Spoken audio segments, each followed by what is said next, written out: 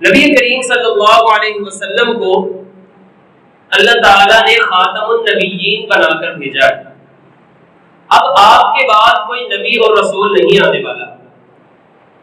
اسی طریقے سے جو مقام آپ کو مل گیا وہ کسی اور کے لائق اب نہیں ہو سکتا۔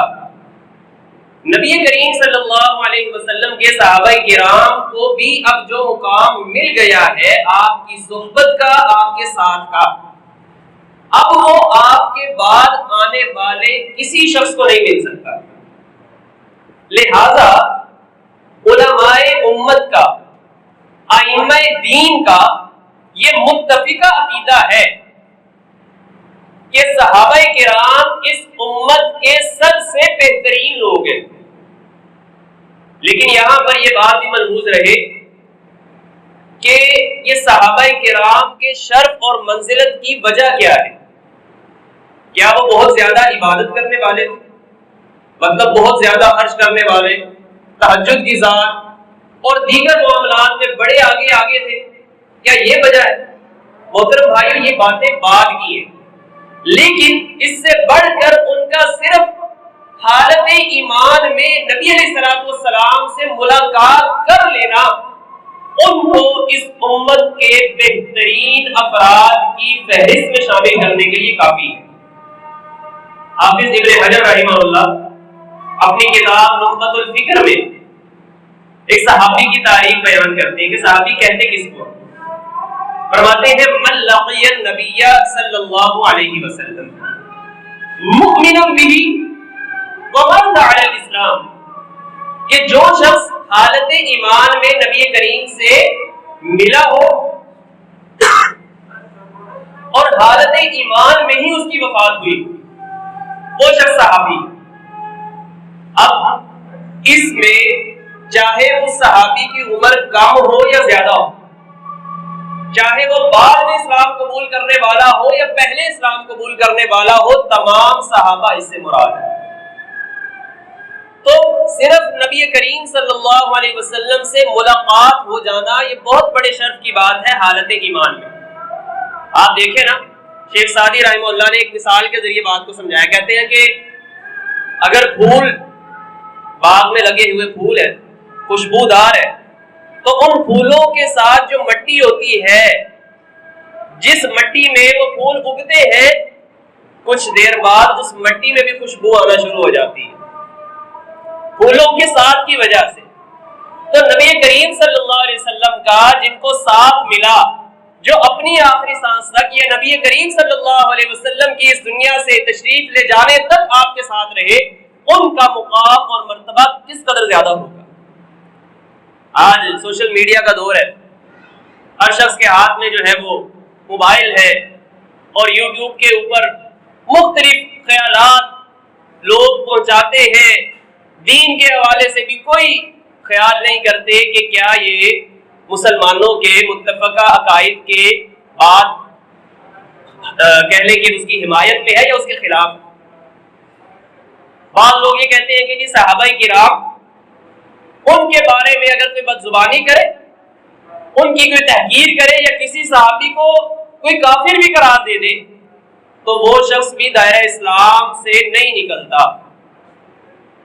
کہتے ہیں کہ دیکھیں ہم نے کلمہ تو پڑھا ہے، لا الہ الا اللہ محمد الرسول اللہ، لہذا جو شخص اللہ تعالیٰ کے ساتھ شرک کرے یا نبی صلی اللہ علیہ وسلم کی رسالت کا انکار کرے، اسے تو ہم کافر کہہ سکتے ہیں، لیکن جو شخص ایسا نہ کرے بلکہ صحابہ کرام کے بارے میں عقیدہ رکھے، اس کے بارے میں ہم جو ہے نا وہ سافٹ کارنر رکھیں گے۔ یہ ایک سوچ پھیلائی جاتی ہے۔ آج ہمیں یہ دیکھنا ہے کہ یہ مسئلہ کیا ہمارے ایمان اور کفر کا تو نہیں ہے۔ دیکھیے قرآن مجید کی آیت ہے جو میں نے تلاوت کی ہے، اللہ تعالیٰ فرماتے ہیں والسابقون الاولون، پہلے سبقت لے جانے والے مہاجرین اور انصار، اور وہ لوگ کہ جنہوں نے نیکی کے اندر ان کی پیروی کی، یعنی بعد کے لوگ تابعین ہیں، تبع تابعین ہیں، حتیٰ کہ قیامت تک ہمارے دور کے لوگ بھی اس میں شامل ہیں، ان سب سے رضی اللہ عنہم ورضوا عنہ، اللہ راضی ہو گیا اور یہ اللہ سے راضی۔ اللہ نے ان کے لیے جنتیں تیار کی ہیں۔ اب غور کیجئے گا کہ اس آیت میں اللہ تعالیٰ نے نومینیٹ کر دیا مہاجرین کو بھی انصار کو بھی، اور اسی طرح جو بعد میں بھی اسلام قبول کرنے والے ہیں ان کے بارے میں بھی اللہ کی رضا کے سرٹیفکیٹ نازل ہو گئے۔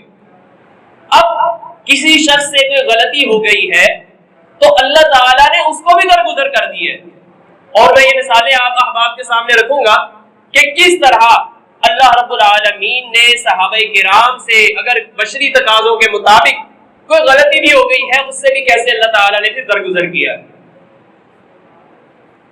اور نبی کریم صلی اللہ علیہ وسلم نے اپنی احادیث میں اس بات کو واضح کیا۔ ایک مرتبہ ایک صحابی نے آپ سے استفسار کیا، اللہ کے رسول بہترین لوگ کون ہیں؟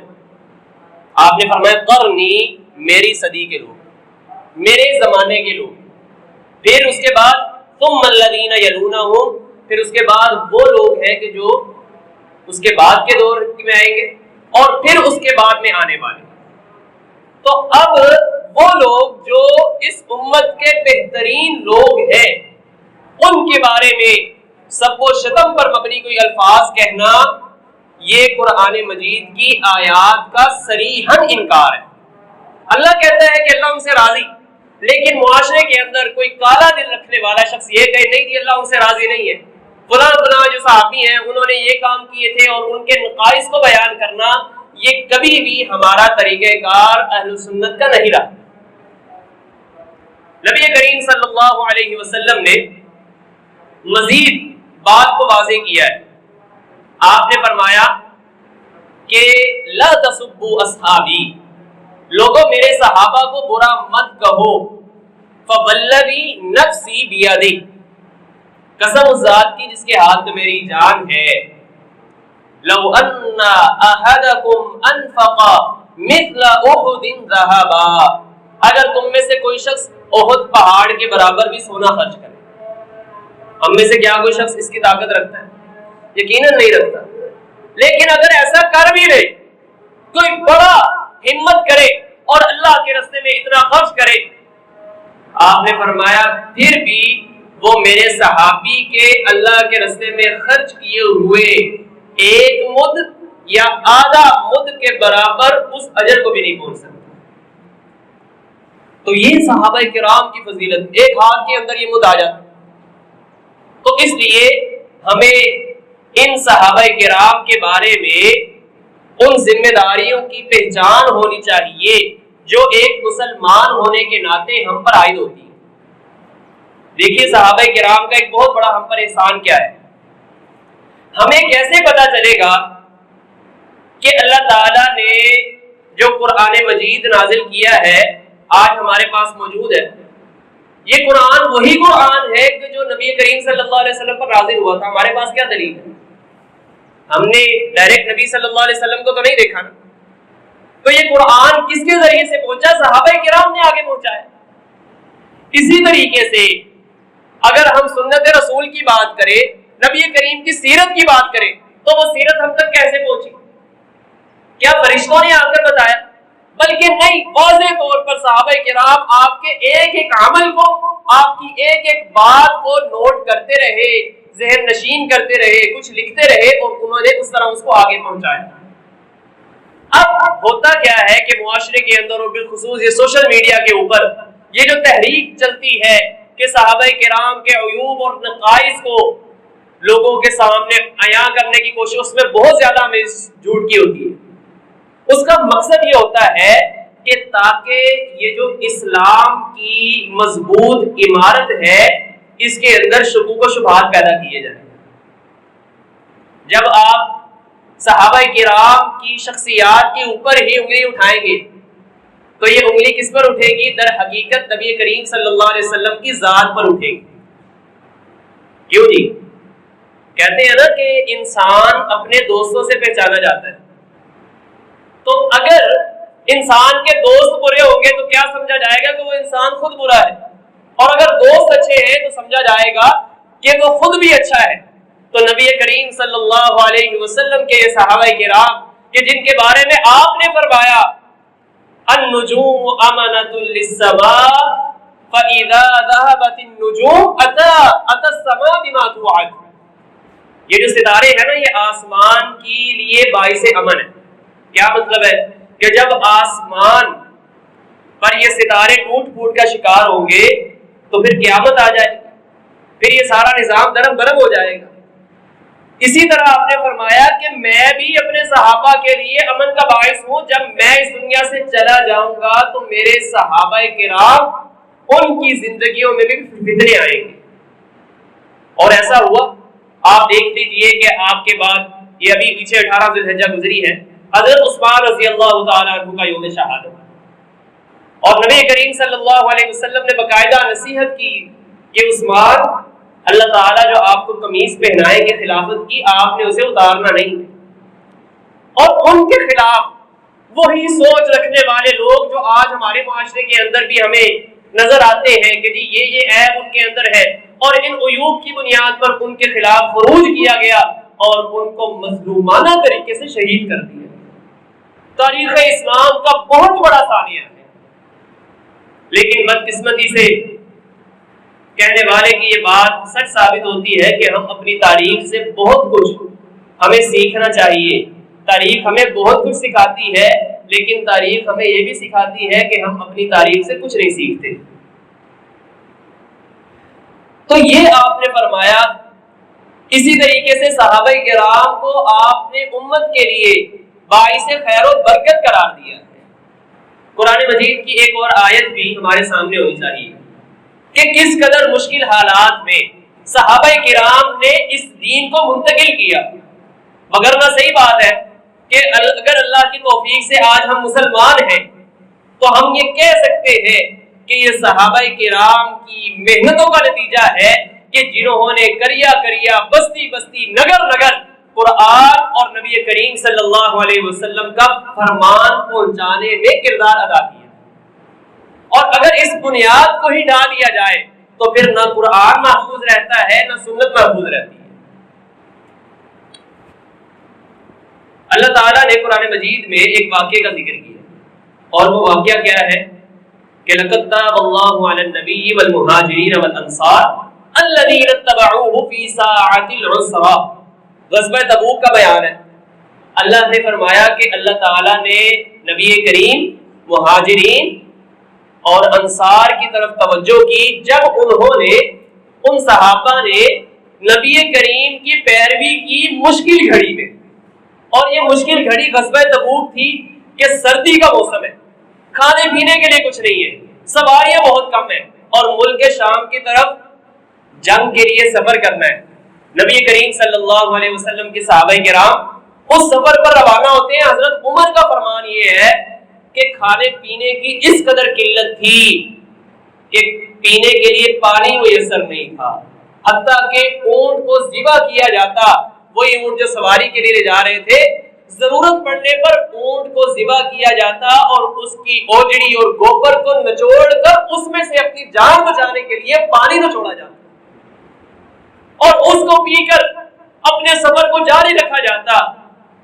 حضرت ابو بکر رضی اللہ تعالی عنہ نے نبی کریم سے عرض کی, اللہ کے نبی آپ اللہ سے دعا کیجیے.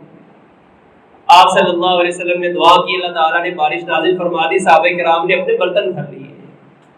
جب وہ تھوڑا آگے گئے تو پتا چلا کہ بارش صرف اسی حصے پر ہوئی تھی. یہ نبی کریم صلی اللہ علیہ وسلم کا معجزہ ہے, صحابہ کرام کی کرامت ہے. تو یہ کتنے مشکل حالات میں نبی کریم کا ساتھ دیا. اب اس حوالے سے ہماری یہ ذمہ داری بنتی ہے کہ ان صحابہ کرام کے متعلق ہم اپنے ذہنوں کو صاف رکھیں, اور اس حوالے سے جو پہلا کام کرنے والا یہ ہے کہ ہم ان صحابہ کرام سے محبت کریں, چاہے وہ حضرت ابو بکر, حضرت عمر, حضرت عثمان ہو, چاہے وہ حضرت علی, حضرت حسین, حضرت حسن رضی اللہ عنہم ہو. تمام کے تمام صحابہ کرام سے محبت اور ایمان یہ لازم و ملزوم ہے. نبی صلی اللہ علیہ وسلم نے بالخصوص انصار کے متعلق فرمایا کہ جو شخص ان سے محبت رکھتا ہے وہ میرے ساتھ محبت کی وجہ سے ان سے محبت رکھتا ہے, اور جو شخص ان سے دشمنی رکھتا ہے, بغض رکھتا ہے, وہ مجھ محمد صلی اللہ علیہ وسلم کے ساتھ بغض رکھنے کی وجہ سے ان سے بغض رکھتا ہے. اب ہو رہے کہ جو نبی کریم سے کہتا ہو کہ میں دشمنی رکھتا ہوں، ہم میں سے یقیناً کوئی بھی نہیں ہے۔ اسی طرح آپ نے فرمایا کہ صحابہ کرام انصار ان سے محبت رکھے گا تو مومن اور ان سے بغض رکھے گا تو منافق۔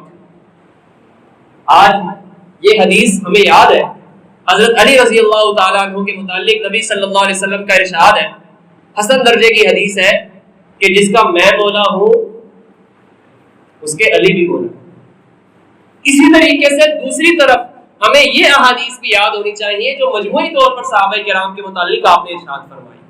دوسرا اہم کام یہ ہے کہ ہم ان صحابہ کرام کے بارے میں ان کے متعلق دعا بھی کرتے رہیں، جیسا کہ قرآن مجید میں اللہ تعالیٰ نے ذکر کیا ہے ایمان والوں کی صفات میں کہ والذین جاءوا من بعدہم، جو لوگ ان انصار اور مہاجرین کے بعد اسلام قبول کرنے والے ہیں وہ لوگ کیا کہتے ہیں؟ ربنا اغفر لنا ولاخواننا الذین سبقونا بالایمان، سورۃ الحشر کی آیت، اے ہمارے رب ہمیں بھی معاف فرما اور ہمارے ان بھائیوں کو بھی معاف فرما کہ جو ہم سے پہلے ایمان لا چکے ہیں۔ غور کیجئے گا، یہ حکم نہیں دیا کہ ان کی غلطیوں کو، ان کے اندر کوئی کمی یا کوئی گناہ کسی سے سرزد ہو گیا تو اس کو تشت اسباب کیا جائے، یا صحابہ کرام کے درمیان کسی مسئلے میں اختلاف ہو گیا تو اس کو جو ہے ہم اس طریقے سے اجاگر کریں کہ کسی صحابی کی تحقیر اور تنقیص ہو، یہ کسی بھی مسلمان کے لیے لائق نہیں ہے۔ تو ان باتوں کا خیال رکھنا محترم بھائیوں یہ ضروری ہے، چاہے وہ صحابی بعد میں اسلام قبول کرنے والا ہو آخری دور میں، یا وہ شروع میں اسلام میں داخل ہونے والا ہو۔ ہم اللہ رب العالمین سے دعا کرتے ہیں کہ اللہ تعالی ہمیں اس بنیادی عقیدے کو سمجھنے کی اور اسی طریقے سے نبی کریم صلی اللہ علیہ وسلم اور آپ کے تمام صحابہ اور اہل بیت کے ساتھ صحیح معنوں میں سچی اور کھری محبت رکھنے کی توفیق عطا فرمائے۔ اور آخر میں امام ابن ابی العز حنفی ان کا یہ قول بھی سن لیجیے جو انہوں نے اپنی کتاب شرح عقیدہ طحاویہ میں لکھا ہے۔ وہ کہتے ہیں کہ صحابہ کرام کے ساتھ محبت کرنا وہ ایمان ہے، دین ہے، احسان ہے، نیکی، اور ان کے ساتھ بغض رکھنا یہ کفر ہے، نفاق ہے، سرکشی ہے۔ اور جو ان سے محبت رکھتا ہے ہم بھی اس سے محبت رکھتے ہیں، اور جو ان سے بغض رکھتا ہے ہم بھی ان سے بغض رکھتے ہیں۔ اللہ تعالی ہم سب کو عمل کی توفیق عطا فرمائے۔ وآخر دعوانا الحمدللہ۔